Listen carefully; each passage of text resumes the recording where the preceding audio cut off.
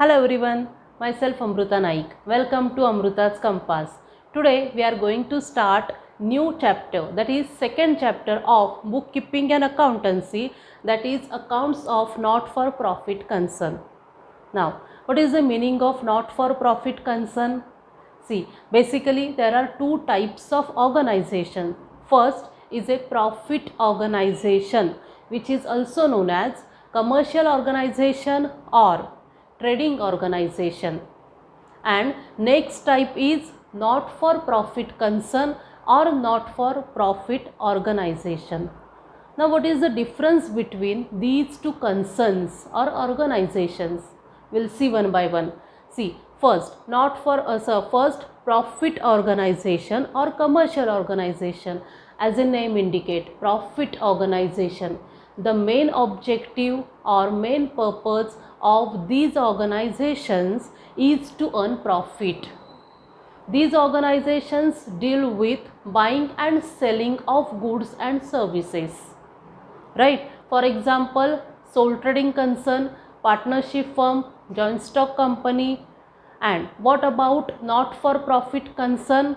The main objective of not for profit concern is to render or to provide services to their members or to society. Okay, they don't deal with any business related activities. Okay, now for example, not for profit concern, any charitable trust, any healthcare center, schools, colleges, universities, any sports club, right? Now we'll see in detail what is the difference between profit organization and not for profit concern. We'll see one by one. See, first point is primary objective. Primary means main objective, first motive of these organizations, that is profit making organization, is to earn profit. फक्त profit earn करणं हाच त्यांचा main objective असतो किंवा main purpose असतो, right. आणि not for profit कन्सर्नमध्ये as a name indicate, not for profit, profit मिळवणं हा त्यांचं मेन ऑब्जेक्टिव्ह नसतं. मग त्यांचं मेन ऑब्जेक्टिव्ह काय असतं? To provide services. जास्तीत जास्त सर्व्हिसेस प्रोव्हाइड करायच्या असतात, जास्तीत जास्त सेवा लोकांपर्यंत पोहोचवायच्या असतात नॉट फॉर प्रॉफिट कन्सर्नमध्ये. Clear? Next, preparation of trial balance. Trial बॅलन्समध्ये काय दिलेलं असतं? डेबिट बॅलन्स आणि क्रेडिट बॅलन्स दिलेला असतो, right. Partnership final account first chapter जो आपण बघितलेला होता त्याच्यामध्ये ट्रायल बॅलन्सेस होते. मग ट्रायल बॅलन्समध्ये डेबिट आणि क्रेडिट बॅलन्सेस दिलेले असतात.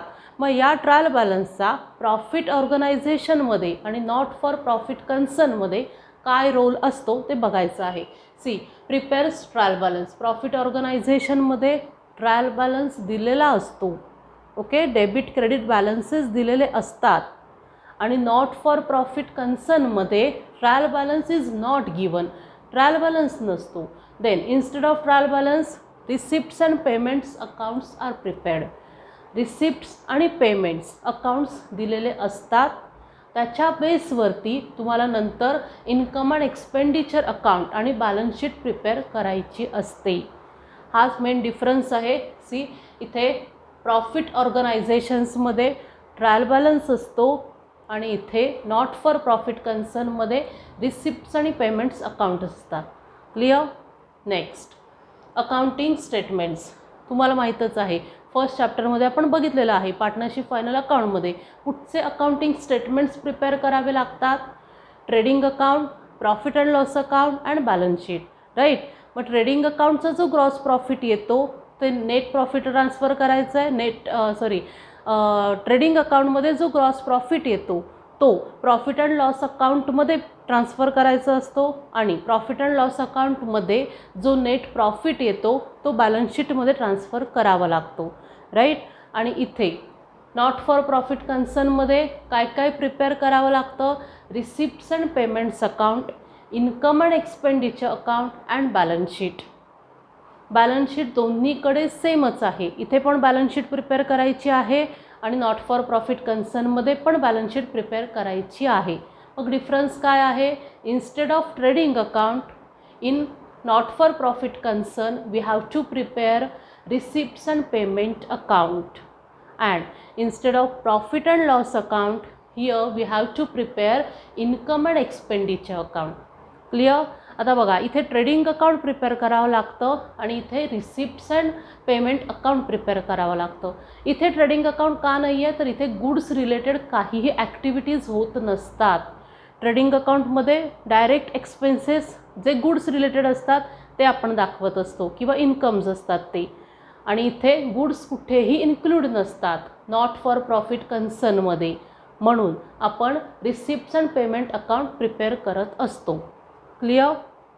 Next, net results. As you know net result, trading अकाउंटचा नेट रिझल्ट काय असतो? Gross profit. Gross profit profit and loss अकाउंटमध्ये आपण ट्रान्सफर करतो, मग तेव्हा आपल्याला नेट प्रॉफिट किंवा नेट लॉस मिळत असतो. म्हणजेच यांचा अल्टिमेट रिझल्ट जो असतो प्रॉफिट ऑर्गनायझेशन्सचा किंवा त्यांच्या फायनल अकाउंट्सचा, तो काय असतो? Net profit or net loss. इधर नेट प्रॉफिट असेल किंवा नेट लॉस असेल. ओके.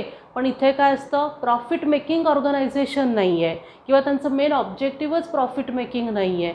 मग त्यांच्या फायनल अकाउंट्सचे रिझल्ट काय असतील? इधर surplus or deficit. Surplus means what? When incomes are greater than expenditure. जेव्हा इन्कम जास्त असतात एक्सपेन्सेसपेक्षा तेव्हा त्या अमाऊंटला सरप्लस अमाऊंट म्हणतात. Okay. and vice versa. Deficit means what? When expenditure more than income, then it is known as deficit. जेव्हा expenses जास्त असतात इन्कमपेक्षा त्याला डेफिसिट म्हणतात. म्हणजेच नॉन फॉर प्रॉफिट कन्सर्नमध्ये जे फायनल अकाउंट्स प्रिपेअर केले जातात ते कशासाठी करतात? तर सरप्लस आहे की डेफिसिट आहे ते फाइंड आउट करण्यासाठी. नेट प्रॉफिट आहे की नेट लॉस आहे त्यांना बघायचं नसतं. ते कुठे बघत असतो आपण? प्रॉफिट ऑर्गनायझेशनमध्ये. आणि नॉट फॉर प्रॉफिट कन्सर्नमध्ये सरप्लस आहे की डेफिसिट आहे ते बघायचं असतं. Clear. Next, owner's fund or capital fund. म्हणजेच पार्टनरशिप फर्ममध्ये किंवा सोल ट्रेडिंग कन्सर्नमध्ये किंवा एखाद्या जॉईंट स्टॉक कंपनीजमध्ये त्यांचे जे पार्टनर्स असतात ते जे अमाऊंट कॅपिटल म्हणून इंट्रोड्यूस करतात किंवा त्यांचे जे रिझर्व्ज आणि सरप्लस असतात तीच त्यांची इन्व्हेस्टमेंट असते किंवा कॅपिटल म्हणून ते यूज करत असतात. ओके. बिझनेसमध्ये. म्हणजेच इथे दिलेलं आहे owners funds includes owners investment.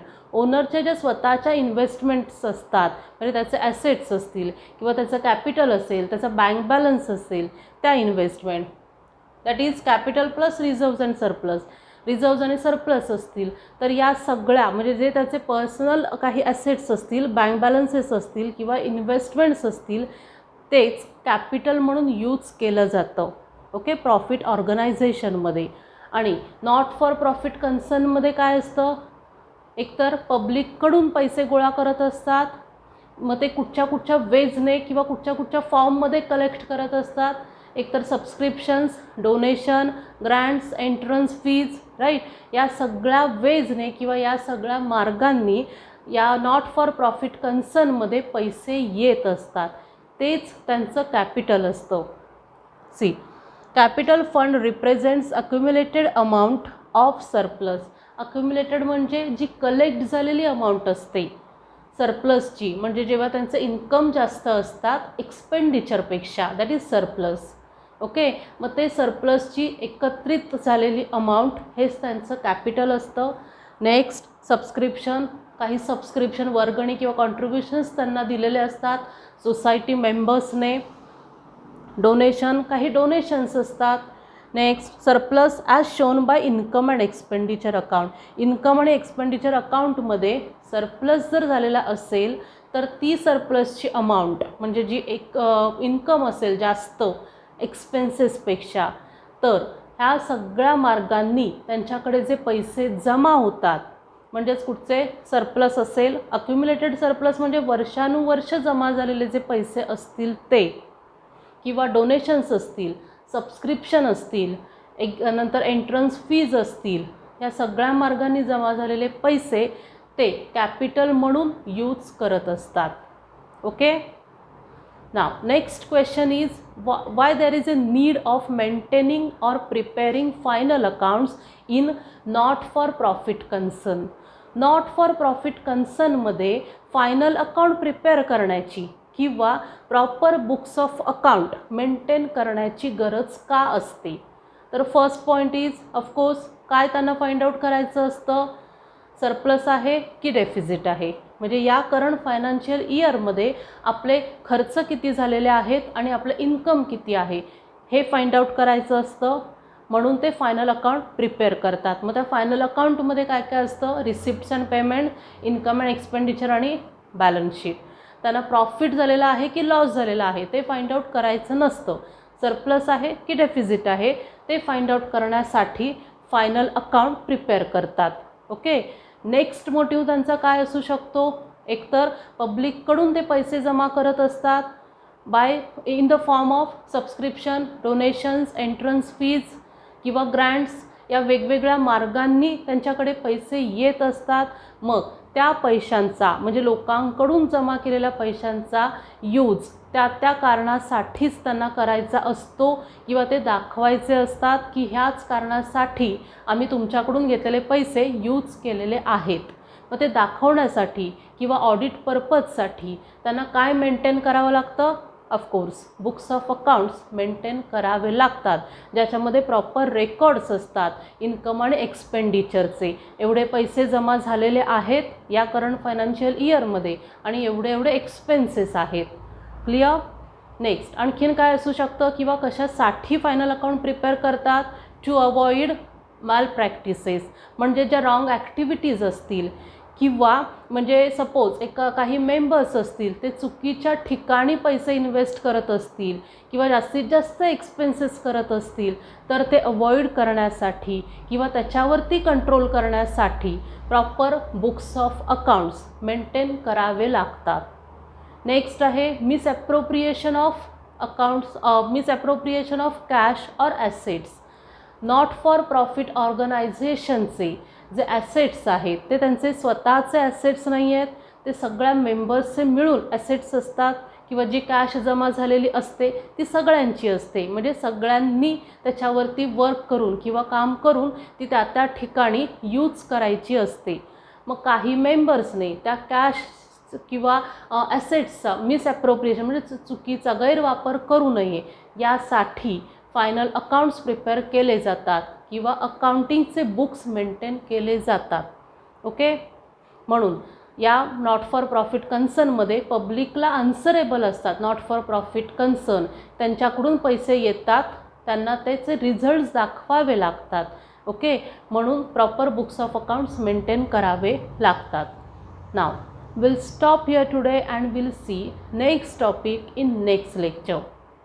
Also, please don't forget to share, subscribe and like the channel. Thank you.